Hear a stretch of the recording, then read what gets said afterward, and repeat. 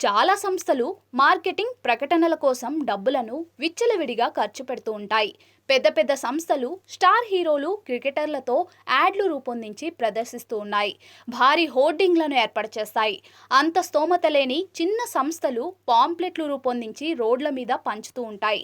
అలాంటి పాంప్లెట్లను ఎవరూ పెద్దగా పట్టించుకోరు. కనీసం చూడకుండా పారేస్తూ ఉంటారు. ఈ నేపథ్యంలో ఓ కెఫే వినూత్నంగా పబ్లిసిటీ ప్లాన్ చేసింది.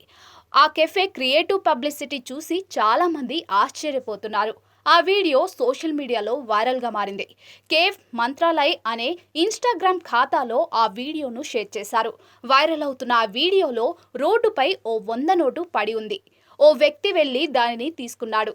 ఆ 100 నోటును పూర్తిగా విప్పి మరోవైపు చూసి షాక్ అయ్యాడు. ఎందుకంటే అవతలి వైపు కేఫ్కు సంబంధించిన వివరాలు, అక్కడ దొరికే ఫుడ్స్ గురించి యాడ్ మాత్రమే ఉంది. ఆ తరహా యాడ్ చాలా మందిని ఆకట్టుకుంటోంది.